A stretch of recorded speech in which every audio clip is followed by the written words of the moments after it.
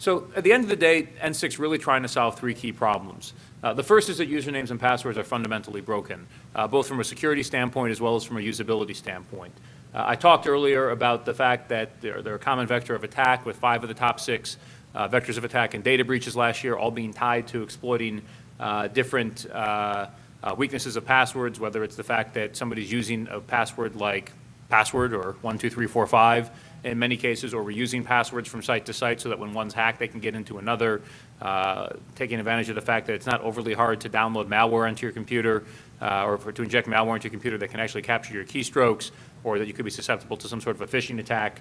There's a lot of different ways to get through to systems with passwords, and folks with interests that are different than ours have a pretty good handle on how to take advantage of that.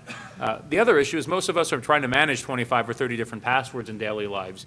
The requirements for what is considered a so-called secure password keep getting more onerous every year.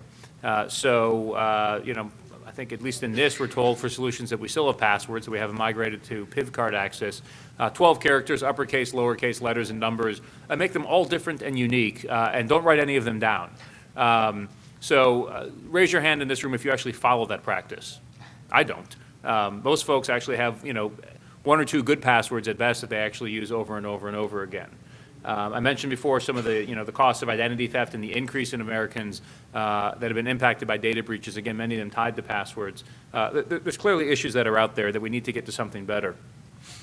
And this is just, I mentioned earlier the Secret Service study. This is highlighting the chart from last year's report showing it was 5 of the top 6 and 7 of the top 10 attack vectors tied to passwords. Last year was only 4, so it shows that the problem is actually getting worse.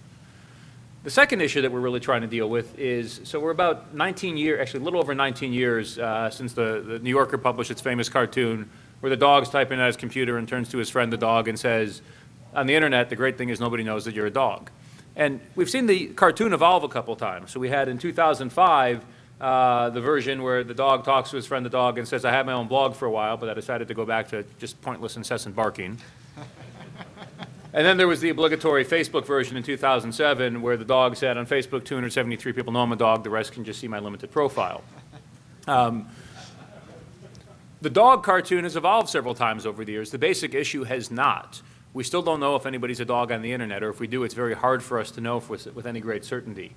Now, I always make a point when I'm talking about dogs on the internet to make clear that with regard to NSTIC, the government does not have a problem with dogs on the internet. And by that I mean anonymity and pseudonymity, I think everybody would agree, have been hallmarks of the internet as we've seen it develop these last 20 years. The ability to sometimes not identify who you are has really helped to promote free speech, free association, and there are many places where it's perfectly fine to be a dog.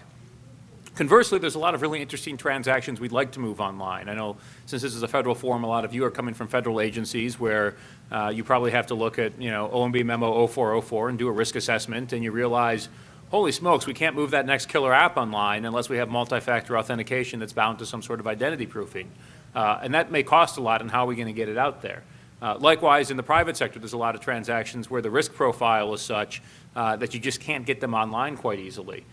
So we think there's a lot of economic benefits that we could enable if we could actually give people the choice to bind some proof of their identity to a strong credential, but that doesn't exist today, and we need to actually work to help create it. The third leg of the N6 stool is privacy. I mentioned before that privacy enhancing and voluntary is one of the strategy's guiding principles. And I talked a little bit about some of the concerns about erosion of trust, in part because people are starting to realize information is being harvested on them and things are happening with it, and they're having good reason to trust solutions less. I think today, every place we go online, we find that we're being asked to provide a lot more personally identifiable information than is actually necessary for a particular transaction.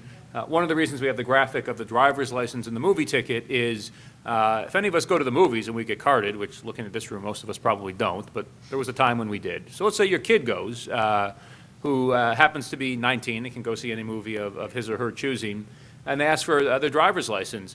The movie theater doesn't need to know their name. They don't need to know what state they live in. They don't need to know what their birthday is, in fact, or their street address or their height or anything else. They don't even need to know if they're allowed to drive. All they need to know is that they are above a certain age, in this case 17 years, that they can sell them a movie ticket without any concern.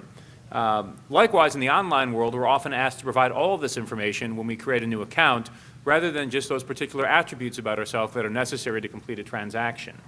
Getting people more choices in terms of how they can control their information and get out of this default of requiring consumers to have to give up all of their data every time they engage in a transaction is really a key goal of the NSTIC. Looking for ways not just through policies but also through new privacy-enhancing technologies that can enable this.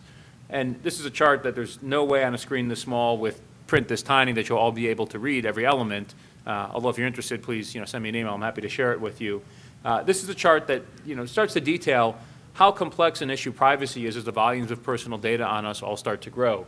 So what the chart does show is different types of personal data that are out there on us, whether things that are in government records, transactions we leave, records of transactions at different commercial sites, government sites, social media, healthcare, our employment portfolio, all of these different data points about this that have been really growing in terms of the volume of what data is actually collected every year, and then are starting to be aggregated and analyzed and swapped and sold and traded. To be clear, there's a lot of good things that can come out of data as well. In fact, the ability to actually generate new business models out of data that's out there when it's being used in the right context is really quite fantastic.